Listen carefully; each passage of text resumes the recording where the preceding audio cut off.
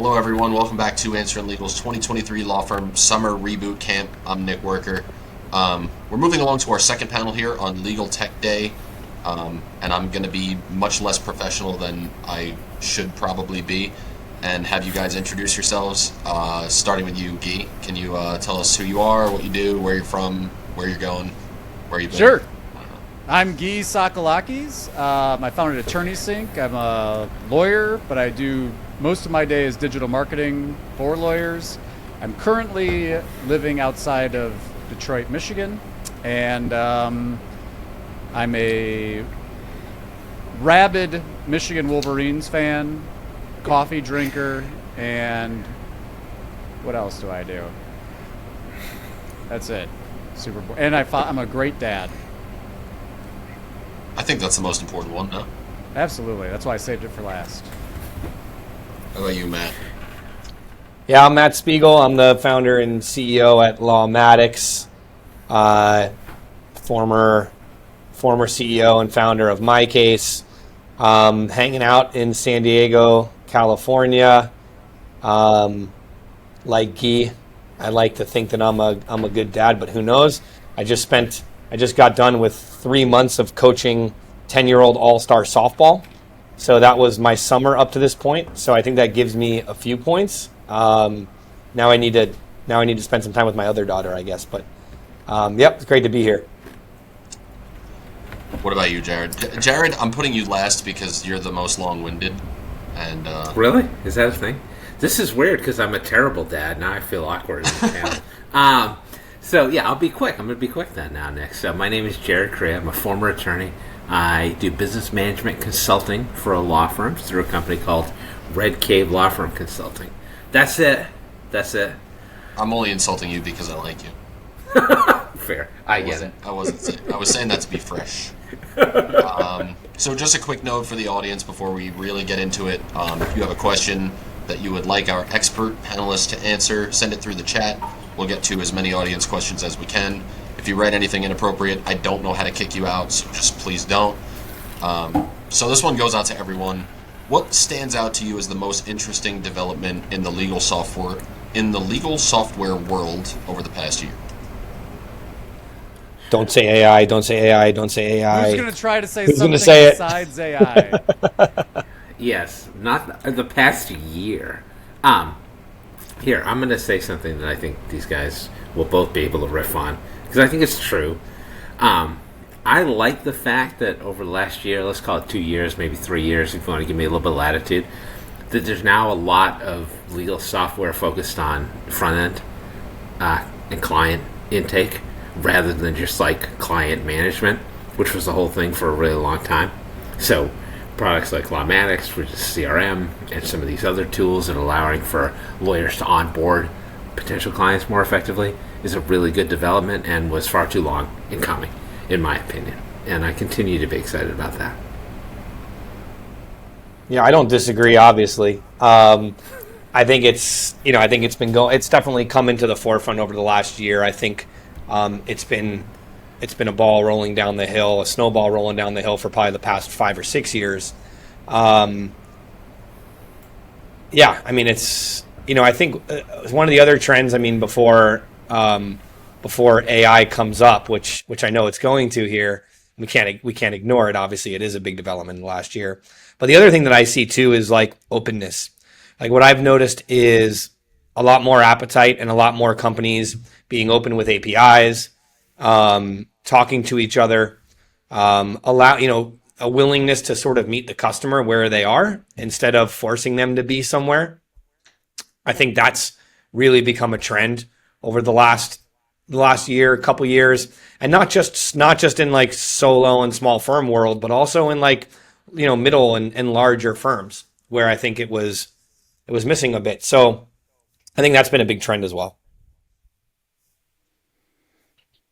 Yeah, I agree. I mean, I think that trend, as Matt said, is last couple of years, and really, if you're trying to find a silver lining with the pandemic in legal tech, is that the lawyers were like, for the first time, many of them were like, oh, we can actually serve our clients remotely. And then you couple that with advancements in technology, and the pace is really accelerating. Now, I do think, everybody right now, it's like, as Matt said, we'll probably talk about this more, but, everybody's talking about, like, is AI going to kill off whatever? Is AI killing X, right?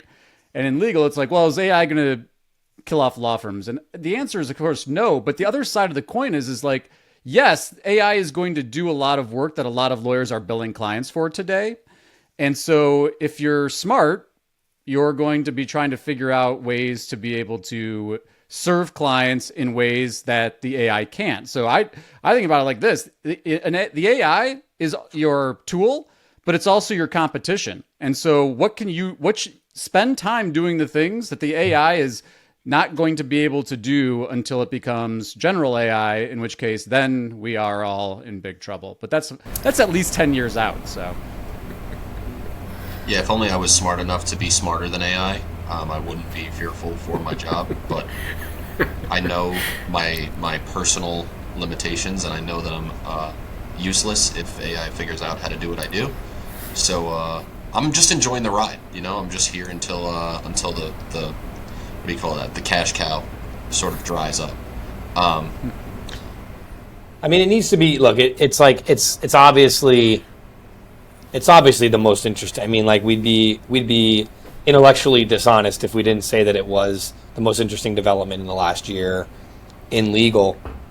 But like everyone, like kind of to Gyi's point, it's like I think lawyers tend to get a little frightened by it, and they need to just understand that it's not. Like, again, to Gyi's point, it's probably 10 years out from having any sort of meaningful, like, replace lawyer. And I don't think it ever will, just, like, replace lawyers, right? It needs to be viewed as a time saver, right? As a tool that can just help you do your job more efficiently in the same way that other software that you're using is, right? Like, practice management software. It just helps you be more efficient with billing, right? And sending out invoices and managing your cases and doing document management. It's a tool that saves you time. You could do all that stuff without software. It's just going to take you a really long time, right? AI should just be utilized in that way, in my opinion, right? It's just something additional that can help you be more efficient, save you time, save you money. It's not going to come for your job just yet. And if you are somebody who wants to use it in that way, like you're going to be out of a job, right? Like the lawyers that are getting disbarred for using it in an inappropriate way, trying to not do the job that lawyers still need to do, right? I think this was the best argument, and one of the things that I think is going to come about more heavily, this has nothing to do with software really, but is like value-based billing.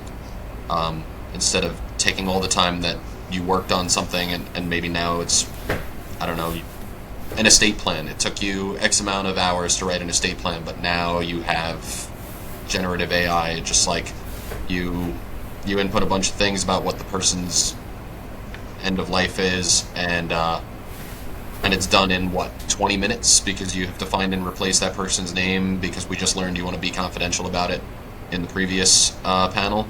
But yeah, why wouldn't I charge the same price? It's like the story of like the plumber who knows where to bang on the pipes. Sure, he might, only be there for 20 minutes banging down a pipe, but you pay him for his experience, not for the time spent. I don't know how much people want to hear me talk about AI because I already did it quite a bit this morning, but it's an assistive technology like Matt was talking about. It's not a replacement technology. And to Gyi's point, like I've been starting to talk to attorneys who are like, okay, how do I compete with AI rather than or in addition to other attorneys? So how can I get somebody to pay me for legal work, which they can do, theoretically, on ChatGPT without ever contacting me? And so that's a billing question, that's a marketing question. I think that's going to be really interesting, outside of like how the technology functions. Matt, I have a question for you. Yeah. I understand Lawmatics is already doing some things with AI technology. Can you tell us a little bit about how you're introducing AI into the Lawmatics platform? Yeah, and I think, like, look, this is a good example of everything that we've all just talked about, right? Because I think we are practicing exactly what we all just preached. We have to be, in my opinion, we have a responsibility to be very careful about how we put AI out into a platform that's designed for lawyers, right? And so for us, where we sit in the life cycle, right, being more front end, being more, being a CRM, being intake, being marketing driven, right, marketing automation and things like that. For us, the entry point was really, really easy, right? It was like content. That's what it helps you do, right? It helps you be more creative. It helps you create content that ordinarily you might not be able to create. You might not have the inspiration to create. And this is the perfect feeding ground for that, because the problem that we see that lawyers have, they know that they need marketing automation. They know they need to have drip campaigns or newsletters and different things that they need to engage their clients and their former clients and their leads. But they're not, right? They're not marketers. They're not all as smart as Gyi or Jared, and they don't necessarily have Gyi or Jared's services to help them with marketing and do all these things, right? And so they need to write emails. They have no idea what to write.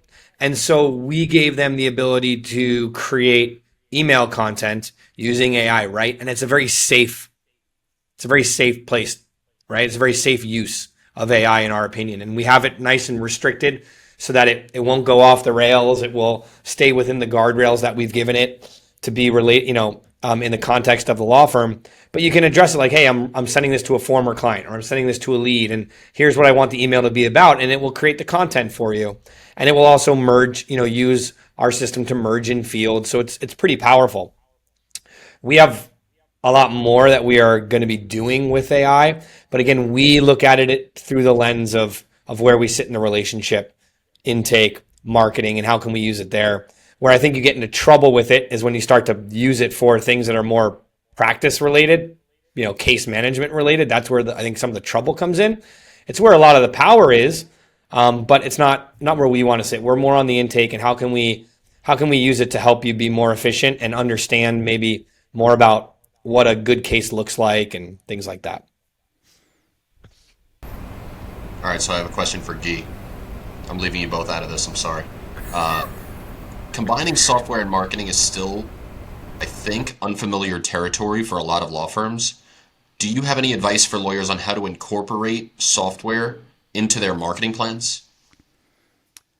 Yeah, sign up for Lawmatics. No, I'm, and I'll disclose that I'm a advisor to Lawmatics. I have a skin in the game. But I think to dovetail on what Matt said, because what Matt just did is he articulated kind of like how Lawmatics uses AI. But until you actually see what it's doing, especially in terms of like, write an email to this client with, maybe you want to send a happy birthday email. Maybe you want to send happy Labor Day, or maybe there's some kind of anniversary that And so at least in the context we're talking about, one of the things I think folks have got to think about with their CRM, their client relationship management tool, whatever they're using, is getting as much data in there as you can, because it is revolutionary how much more efficient it is to write a quick communication like that. And as these tools evolve, I foresee, you have these templates with merge fields where you're literally going to be able to just talk into your machine and say, send an email to so-and-so, blah, blah, blah. And the AI is going to write like, hey, we know it's your birthday coming up this Tuesday, because it's the context that the AI can add in some of these things that makes things so much more efficient. Now, again, do you need to review it? Yes, you should be reviewing everything that's produced on your whether it's AI or other people. Right? Lots of lawyers have other people write stuff, whether it's support staff or other lawyers at the firm, and so you got to review it. But in software in the marketing context, and that's the other thing too, because when you ask that question, are we talking analytics software? Are we talking CRM? All of that software, in my view. And, for me, it's been so second nature for us so long. And I realize that I kind of live in the bubble of that. But you cannot compete in major markets, in major consumer facing practice areas without using technology, in my opinion. I mean, yeah, sure. Even because the pushback is, I'm all word of mouth, right? But even word of mouth is so impacted by technology, because staying top of mind with people on social media, that's where people's eyeballs are. And and we talk about this in the limitations of attribution and qualitative reporting on how people are finding you and stuff like that. because everybody gets so focused on direct response. Anyway, I'm kind of getting nerdy here, but the point is that technology and marketing, like, they go hand in hand. In fact, that's like the as far as the web goes, that's why Google makes so much money on ads. That's why all these platforms are ad based, they're not subscriber based, because of how effective the advertising model is. And again, we can talk about privacy and how much people hate it and they can't stand ads. Bottom line is it works, and it's I don't know. I don't know how you compete and grow, right? Maybe you've got a practice you're happy with and you don't need to grow, fine. But if you're growing, you're looking for incremental growth in your firm, I don't see how you can't use technology to help make informed decisions. And I'm not even talking about AI. I'm talking about like the basic stuff, right? Marketing automation tools, analytics tools, attribution tools, conversion management tools, like all that stuff is like, I don't know, it's table stakes to me at this point. Sonia asked a question in the chat. I'm interested. She asked Matt, what else do you use AI for in the intake process for Lawmatics? And then she wrote drip campaign, client contacts, and onboarding. Yeah, so again, like for us, the only place you can use it in Lawmatics now is to create email content. But like Gyi's point, what type of emails you're creating, they're endless, right? And so they're any of that. Drip campaigns is a very obvious one, in my opinion. But there may be content that you need to create for onboarding. There may be content that you need to create for your actual clients if you're sending out newsletters with things like that. So it's really any content. We're not using AI anywhere else in the platform yet. And again, I think we have plans on where we want to use it next, which is very, again, I think very safe and very front end. But we're going to just be super, super careful. I think the other part of it too, like what Gyi mentioned is, AI is really good because if it has data, right? It's all about the data that you have. The problem is that in order to utilize that, it means you have to kind of give that data to the AI, right? And I don't know how down for that we are yet. I don't feel super down for it, which is why we're not doing it at all yet. I want to talk to our customers and see if they're down for it, but I'm skeptical about that. And I don't know that I want to give, this model data about, firms or information that like it's going to use to train and in theory not use it for anything else. Like I just don't know enough, and I'm certainly not willing to like compromise our customers' data or risk anything there. And so we just have to be super careful about how we do that. Yeah, we were just talking about this earlier with like, should we expect ChatGPT? And I thought the answer would honestly be that like, oh no, like ChatGPT doesn't understand it, and everybody's like, no, don't give it any information because you don't know where it's going to store it. I was like, okay, good. I'm glad that I didn't answer that question because I would have sounded like an idiot. For anyone joining us late, we are currently hosting a discussion on how attorneys can use legal softwares to better their firms. Jared, I have a question for you. So obviously, may I just say quickly, briefly? You can say whatever you want.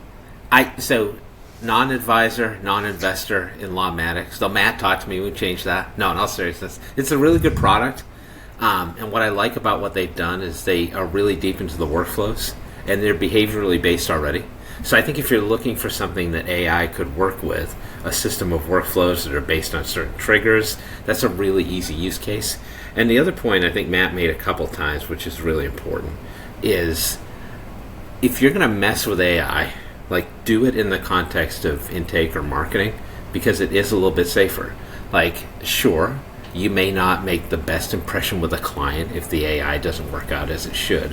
However, slightly better than getting disbarred. So that's where I would be testing things. So anyway, go ahead. Well, and also like what's interesting about it too, and if I said this, like if I just put Gyi on the spot and I say, Gyi, what is the first AI product that comes into your mind? ChatGPT. Yeah, of course, right? That's what everyone is going to say. Yeah. And so everyone defaults, like when people talk about AI right now, all they think is, AI is ChatGPT. It's like synonymous. And where I find it interesting is that's not true, right? That's just the model that is the most popular and the most powerful right now. But what is going to be really cool is when companies like us or a lot of other companies out there build their own model, right? And that's where you start to be able to use your own data in a safe environment, right, for AI. But that takes a lot of work. It takes a lot of compute power. There's hard costs. But I think what you're going to see over the next few years is this like almost model as a service, right? You're going to see the ability for companies like LinkedIn or Stack Overflow, Facebook's already doing it, right? But all these companies and even smaller companies to take their corpus of data and turn it into their own model in a safe environment. It's gonna cause this like crazy economy that we're not even thinking about yet, because now like the value is going to be in all this amazing AI data that the company owns. But when you can do that, you can unlock so much more without having to worry necessarily about your data being used nefariously. Yeah, we talked about it a little bit in the... Sorry, Gyi, just quickly. We talked about it a little bit in the first session, too, which is like some legal companies are starting to do this, like research companies, for example. They're saving your searches. They're doing brief analysis for you. That kind of thing's already going down a little bit, but it's going to expand massively, like Matt said. Sorry, Gyi, go ahead. Well, I'm just validating what you're both saying, because, again, I don't want to discourage people from educating themselves, and there are risks. But it's, every time a new technology comes out, it always takes me back to when lawyers were all upset about the cloud, right? We're only doing on-premises.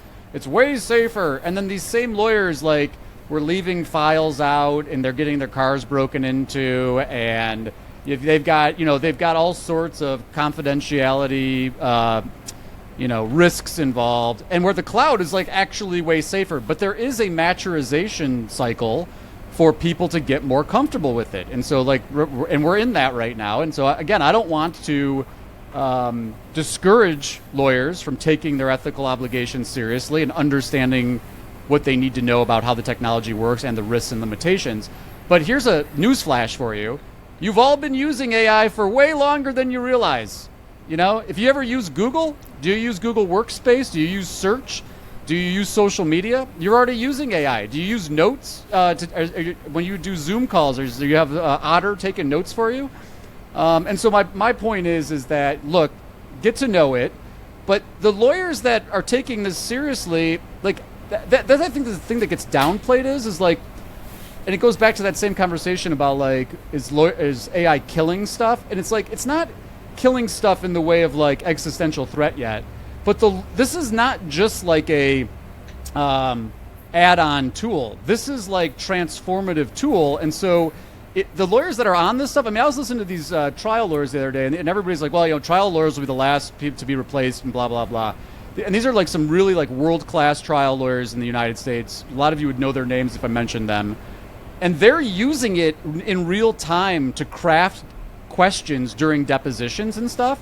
And it's unbelievable when you see, as a former litigator, when I was kind of looking at some of these examples, it is unbelievable the competitive advantage that these lawyers have when they're going into it. And so, again, I want to give something tactical to say, but at this stage, it's just more of like, get to understand how you can. That's why you're here having this conversation, which is great.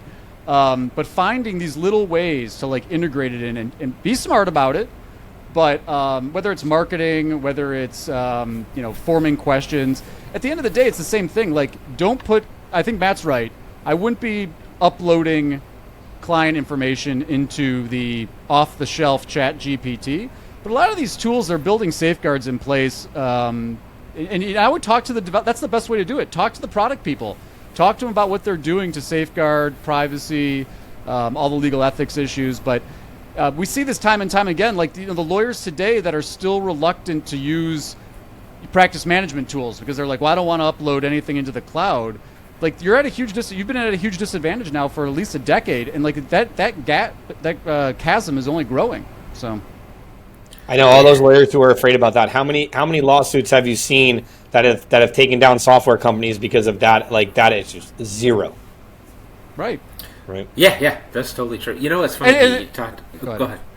I was just going to say, the on-premises, the people that build their own software, they're the ones that have the problem because they're not a technology company, and keeping software safe and secure and up to date and patching bugs and all that stuff, they're not doing it. So they're the ones that are vulnerable, the ones that are doing it on premises themselves. Totally. just quickly, what I thought was interesting. So I have talked to some expert witnesses recently who have been in court, and they've been talking to lawyers, and like these lawyers are definitely like putting my answer into ChatGPT and then asking like, "What's the next question?" And they're reading it like right back verbatim, which is just crazy. That tool is going to be so much more powerful when you can unify that with your case management system, or you can utilize your research software, and it's trained on those data sets. That's going to be great. Like, that's the point in which it's like, what are we using a lawyer for? Again, we're not there yet, obviously, but I think right now the important point, which I think Gyi was alluding to as well, is like, if you're going to do something like that now with the software the way it exists, so A, be circumspect about putting confidential information in there, and B, like, you got to vet this stuff, whatever responses you get. You don't want to be utilizing this live and asking people questions directly from ChatGPT or Google Bard or whatever it is you're using, because there are going to be some mistakes. They're potentially going to be providing sites, which we talked about in a prior presentation, that don't actually exist. So this is not like the traditional lawyer model, which is like, oh, I just need to find a great assistant who can do everything for me so I don't have to think anymore. When you use these tools, you should have to think a little bit about what the product is going to be and refine it. I have tried, seriously, I've tried to replicate the mistake of like getting ChatGPT to do research for me and it's spitting back fake. But like, I can't do any legal research because I don't know what I'm talking about. I'm not a lawyer. But I've tried to get it to do like a research piece for me and spit back fake information. I haven't been able to do it. But I do think it's interesting. You want it to spit back fake information as a test? I want to see what it makes up. All right, that's pretty interesting. I don't know. I'll get you some prompts offline. We'll figure this out. But I want it to lie. I don't want to tell it to lie. I want it to lie. I want it to make some crap up. And like, it didn't lie, you know? I want to bait like, right, like the lawyers who are getting busted for the cases that it made up and cited, right? That's essentially what I was going for. Jared, I have a question for you. So yes. Obviously, you're a consultant a long time. You advise a lot of lawyers on technology, and I ask you this every time, and you always tell me like the 4 major softwares that you should have. That sure, yeah. I have 4. Well, beyond that, what would you say is the I would say the most common software-related question that lawyers come to you with? Oh, that's interesting. My email's down. My AOL account is not operational. Well, let me do the 4 just so people don't feel like I'm hiding the ball. I think like productivity software, email, CRM software, customer relationship management software like Lawmatics, case management software like Clio, for example, and then accounting software like QuickBooks. Those are like the 4 real big softwares you need to run your law firm. But the most common question I get at this point is like, everybody's started to adopt the software, so most people have it already, and they're trying to figure out which one to use and how to array it together. So that's already going on. I think for me, it's like process management. And that question changed over the last couple of years or so. A lot of people used to come to me and they'd be like, I'm really disorganized and I have no clue why that's happening. But now people are coming to me and they're like, okay, I'm disorganized. I need workflows or processes. So I don't have to tell them anymore, hey, this is a good thing. This is why you run your law firm this way. This is how you can become more efficient. This is how you can make more money. So what's really cool is now that I can get granular with these folks about, okay, here's how you design a process. And also here's how you implement it through software. And the software is getting continuously better. There's more integrations that you can utilize. So that's been pretty cool. And that's probably like the most common question I'd say I get over the last like 2 years or so. But that was a big change post-pandemic for me. So I want to piggyback on that. What would be, this is for everybody by the way, what would be your biggest critique of the way that law firms generally use software? Like say they're unguided or misguided. And do lawyers have any bad software habits that you... Oh my God, how much time do you have? No. Yeah. 32 Seriously. minutes. The biggest thing I see is there's lots of signing up and then there's little usage, right? So like it's like they've got all these services now that go through and try to figure out all the subscriptions you have. It is astounding to me how many times we'll be in the middle of some kind of onboarding call and lawyers on the call will be having conversations amongst themselves, not even realizing that they have the software. So like some of the lawyers know, some of the support staff don't know. Then there'll be some of they're like, oh yeah, we actually did sign up for that. We've been paying for it. We haven't even started using it. And so I think and we do this. This isn't just specific to lawyers. We do this in our own business, but like regular like software hygiene kind of checks of like, what are we actually using?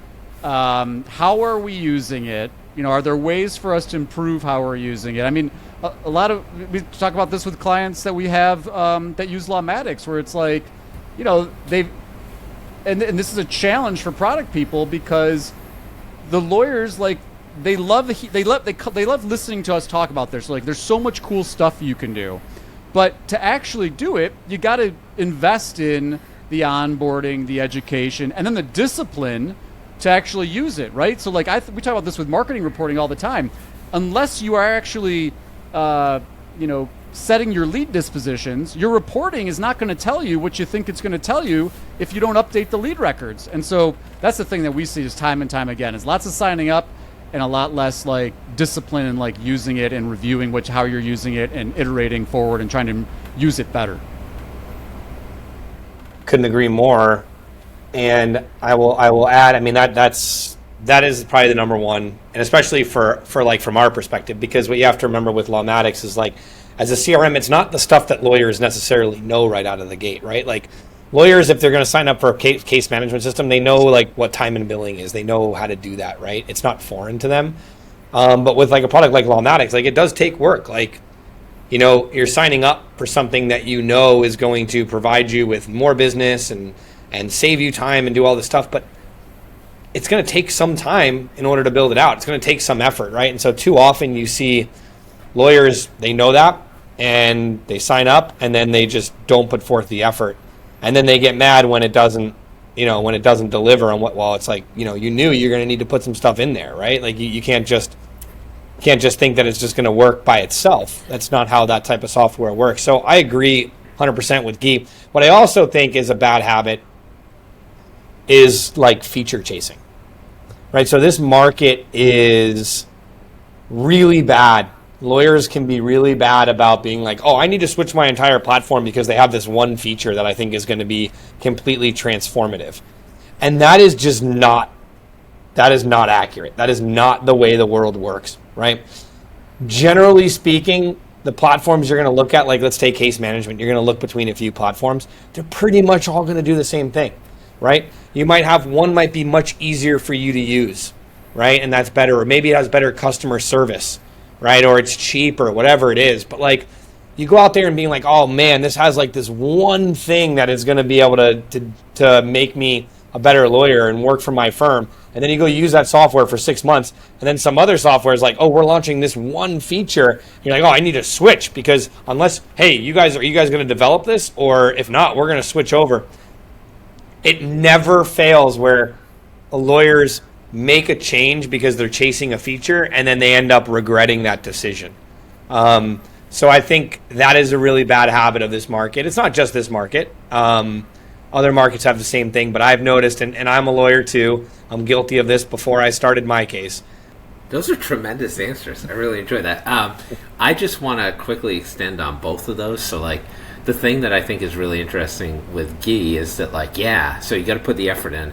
But then I've also seen some people put the effort in and then they'll call me back and they'll be like, hey, this software you recommended sucks. I'm like, why? They're like, well, we launched it and it doesn't work.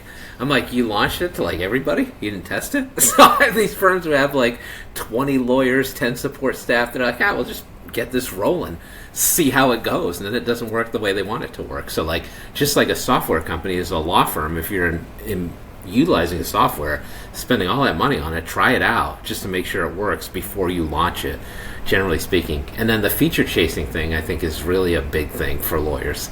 Matt's totally right about that. And this AI thing is going to create a whole new branch of feature chasing where people are like, why do you have AI?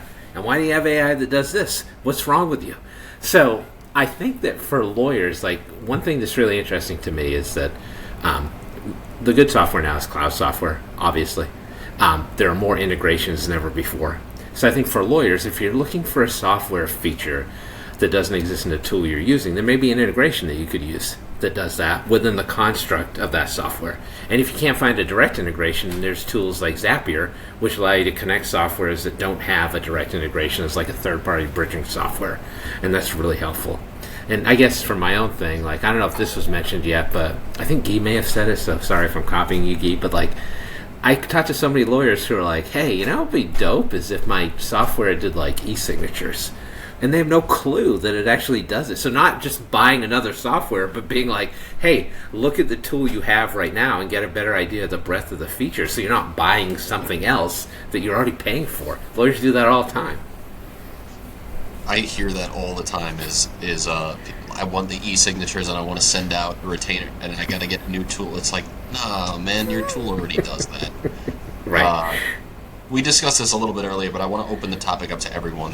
What type of impact do you expect AI to have on the legal software space? Look, it's going to have profound impacts, and I think the companies that use it right are going to do really well, and the companies that use it wrong or expose lawyers to potential issues are going to have some real problems.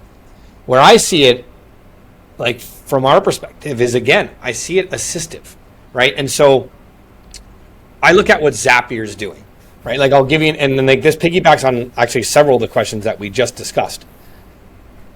Lawyers come into like a platform like Lawmatics, right? And they got to build all these automations, and it's really difficult for them to do, right? Because they don't like know what to do. In their head, they have like an idea of like, oh, I want to do this and this and this, right?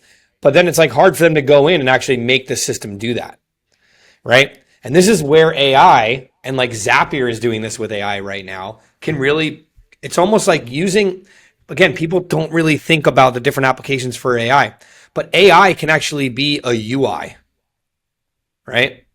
And so like I envision it being used to actually help lawyers build things in the platforms that they're using that they currently have trouble building because they just don't know how to articulate it in terms that the computer understands, right? Or that the software is designed to be. No matter how user-friendly a software is, going and building an automation with like if conditions and all this stuff can be pretty complicated. But imagine if you're just like, you tell the software, hey, I want to build an automation that like sends out an e-signature after someone comes to my website and it's a criminal defense case and it's not a DUI, right? They know what they want, but they don't know how to make that actually happen inside of a platform. And they can use AI as a UI, as a user interface to actually set things up in the product. I'd see that being a really big application for it that we'll see transform how software gets used. I guess what I would say is, and I know we're doing a marketing conversation, but I'm a marketing person. We're talking AI here. Go check out Descript. Now it's not legal specific. DESCR, is it IPT? I think. It's an app. It's a publishing app, but Matt mentioned this too. But there's a bunch of ways that the software like will use AI that you wouldn't even think about. So things like taking out filler words in a transcript of a video, right? So if you're recording yourself, and from a marketing standpoint, I think you should if you're not doing this already, I would strongly encourage you to be doing short form video content online. It's eating the web, wherever you're posting it on a variety of places. But where AI is great is instead of having to go through and manually edit or having like sending it to a video post-production company and spending a lot of money on having them edit it, you can do all sorts of amazing edits that the AI will do. You can translate it into different languages. AI is really good at translation. You can overdub. So AI will learn your voice, and where you didn't say something, you can type words in, and it will add your voice into the video. It's like amazing. And anyway, those are the ones that's not like legal tech specific, but like if you're like, tell me something that a lot of lawyers aren't doing today that I think would be really advantageous to them.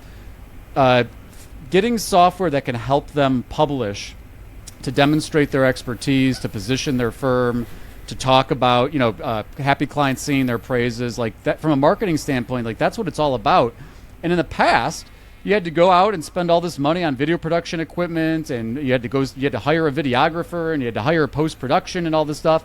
Well, there's all sorts of ways that the video editing software using AI that makes it unbelievably easy to edit video, transcribe video, get the captions, yada yada. The list goes on. So that's what I would be focused on too.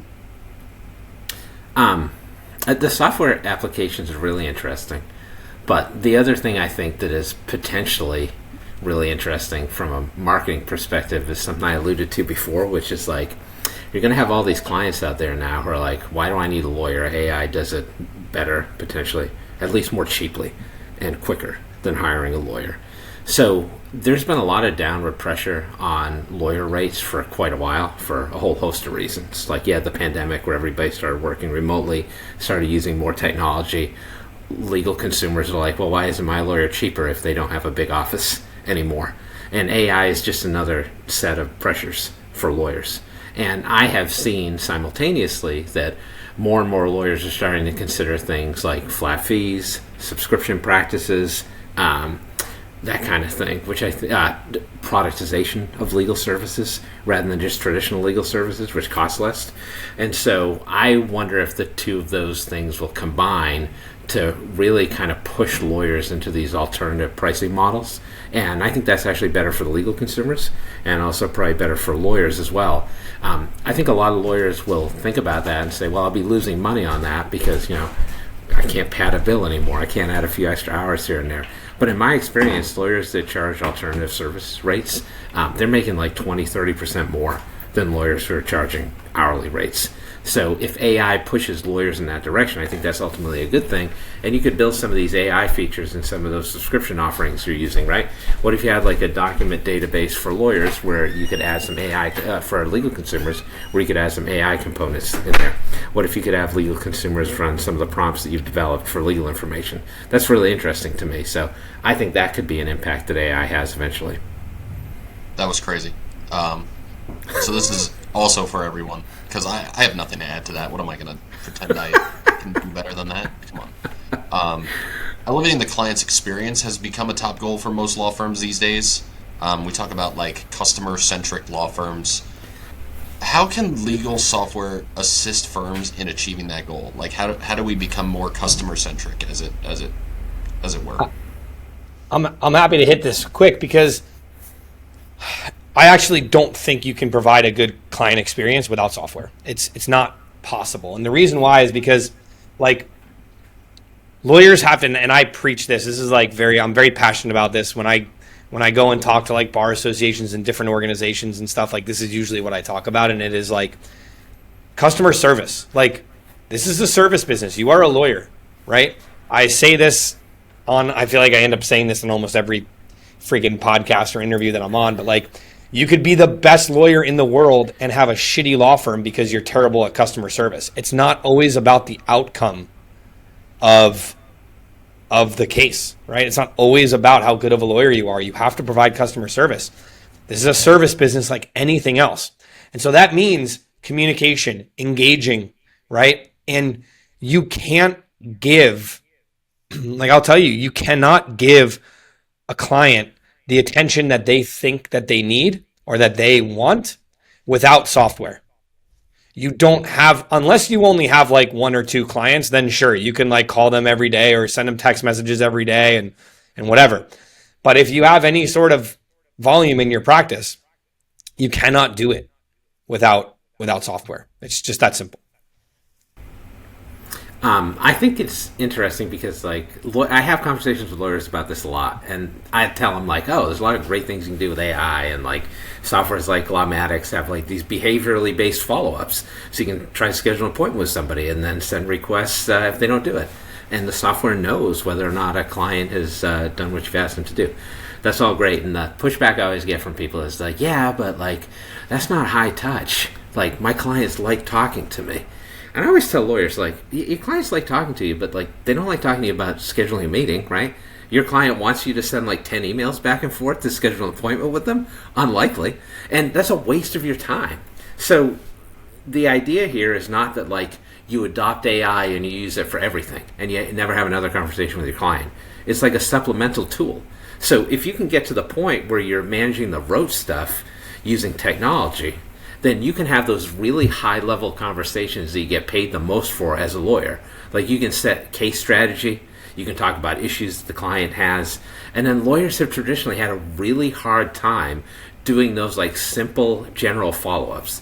That's how they get in trouble working with their clients. And on the case side, they get in trouble missing simple deadlines or forgetting to send some to the courthouse, right?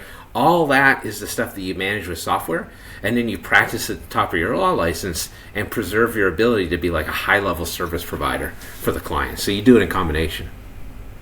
Yeah, and just a dovetail on that, to Jared's point about like the lawyers who say, my clients want to talk to me. Have you ever asked them? Have you ever asked them if they enjoy talking to you on the phone? Like, there's so much about listening and intake and expectation setting and surveying clients. I can't tell you how many times we've seen the lawyer who thinks, oh yeah, my clients only want to talk to me in person by phone. And I'll be like, ask them if there was another way for them to contact you, if they would prefer to do it that way. And how many times the client's like, I'm so glad you brought that up. It's such a pain for me to come downtown. I got to take time off of work and yada, yada, yada. And the list goes on.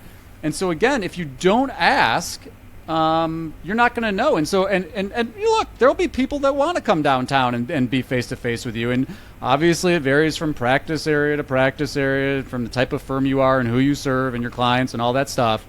But start by asking them and then give them options, right? So some clients, they might want to use a technology-enabled solution for meetings and for all the stuff that you can do, e-signing and all that stuff.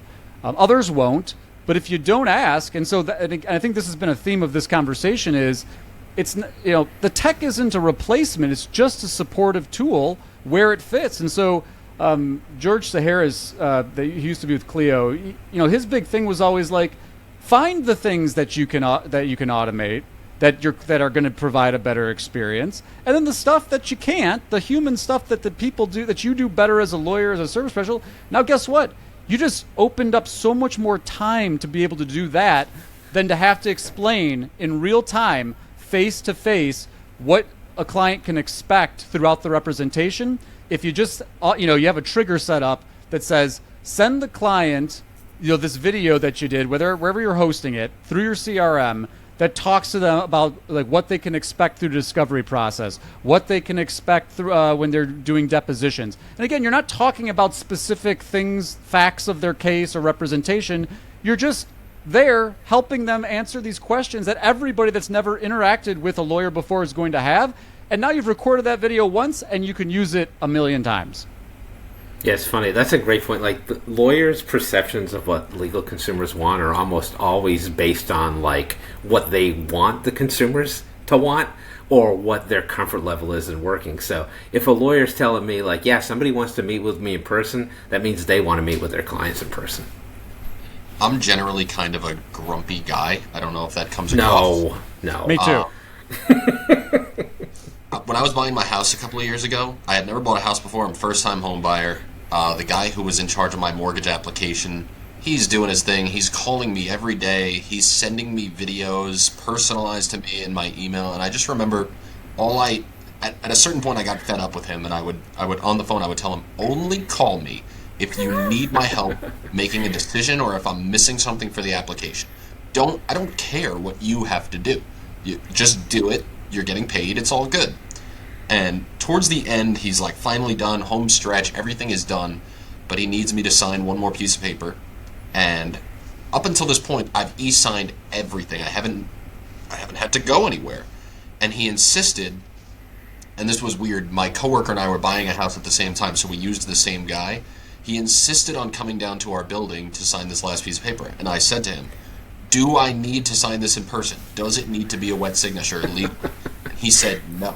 And I said, don't come to my office. And this guy came to my office anyway. He took over the conference room. I swear to God, I looked up from my office. I look across the building, and there's this guy in my conference room with my coworker signing this. And I said, I told you not to come down here. What's wrong with you? And I could just see lawyers might say, like, oh, I need to do this in person, I need to do that in person, but like you're not actually listening to your customers' feedback on whether or not they want to drop what they're doing in the middle of their workday and meet in their own conference room with you insane person to do this thing that they told you they didn't want to do. And then we talk about this all the time, but that's where technology can also become a liability, because if you set up all these automations and you're not listening and you don't have ways for people to drop out and you don't have ways for people to give feedback or opt out of things, it's a nightmare, right? You're in this Kafka-esque disaster of automations running all day. And it's like, where? Oh my God. It's like report spam, report spam, report spam. Wow, I did not have Kafka mentioned today. I didn't have Kafka on my podcast bingo card. Definitely not. Me neither. Talk about hitting it out of the park. You know what? My takeaway from this so far, which is interesting, because I'll be honest with you, I hadn't really thought of it, and I think like I've been thinking about it in the back of my head. This entire conversation is like where AI is gonna have the biggest impact is like, again, it's gonna be it's assistive, and that's where it needs to be used, and we've beat that dead horse, and lawyers are doing that, and they're gonna continue to do that.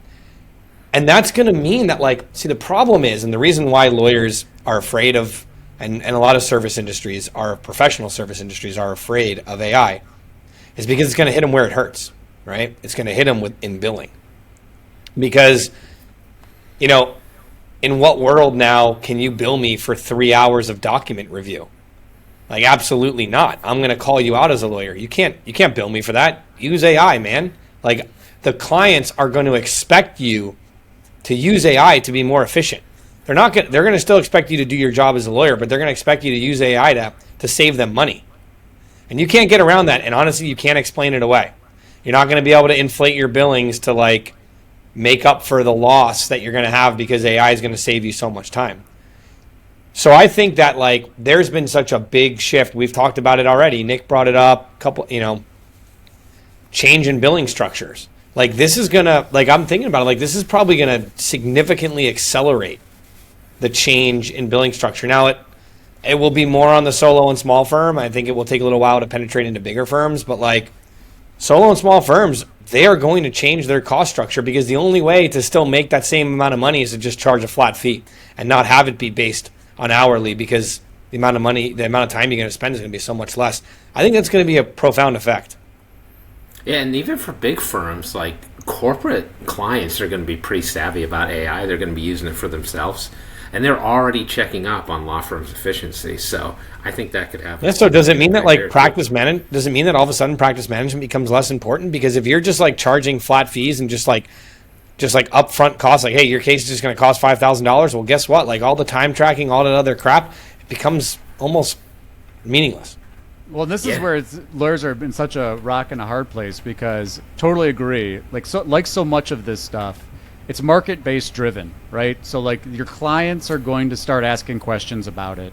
And then you've got and so even the lawyers who are forward thinking, many of the malpractice carriers have decided if you use it, we're not covering you.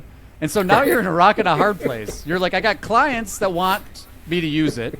I want to use it to be more efficient. But now I can't get insurance to actually cover me doing it. And, some of that is just like the natural evolution of like anytime there's these new technologies. But it's a brave new world, folks. But, again, I think that you got to be aware of it. I mean, you want to survive the future, you got to be learning about the future, which is why you're here. And I think ultimately if you told the law firm, like, hey, you want us to track billing as much as you do now, and there could even be assistive tools for that, like, I think they would applaud that, frankly.